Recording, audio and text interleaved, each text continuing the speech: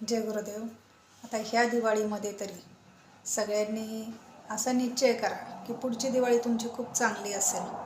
काहीतरी बदल करायचे असतील जीवनामध्ये, ते बदल करून घ्या.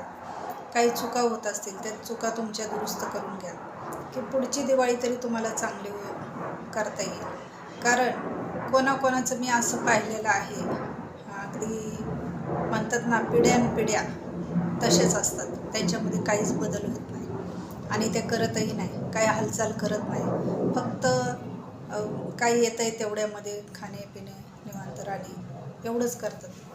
ह्याच्यामध्ये मनुष्य जीवनामध्ये जर तुम्ही माणसाची कायम मनुष्याने पुढं प्रयत्न केले पाहिजे, प्रगती झाली पाहिजे काहीतरी, आणि तेच जीवन जगून तुमचं जर ह्या जन्मातलं जर काही दुःख राहिलं, काही जर तुमच्यावर ऋण राहिलं, तर ते तुम्हाला पुढच्या जन्मात फेडावं लागतं.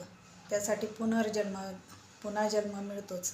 आणि त्याच्यानंतर ह्या जन्मातलं तुम्हाला जर काही फेड राहिली असेल ते तुम्हाला पुढच्या जन्मात फेडावे लागते. मग ह्या गोष्टी आणि दुःख काय येतं, दारिद्र्य काय येतं, ह्याचा कोणी विचार नाही करत आणि ह्याच्यातनं कोणी बाहेर पडायचा प्रयत्न करत नाही. दुःख दारिद्र्य म्हणजेच हा श्राप आहे.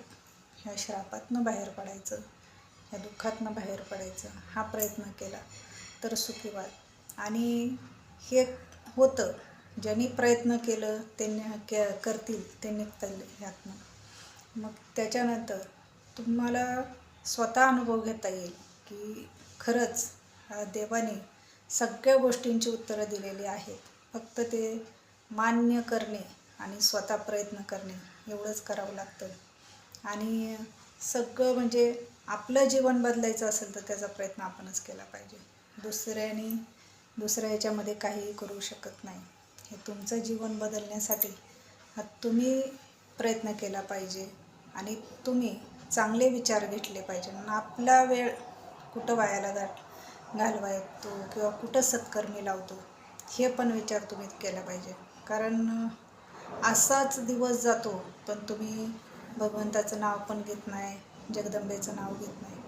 आणि सुखी होण्यासाठी जर तुम्ही स्वप्न पाहत असाल तर कसे सुखी होणार, तर हा पण विचार केला पाहिजे. आणि इथून पुढं खरंच बदल करा, सुखी व्हा.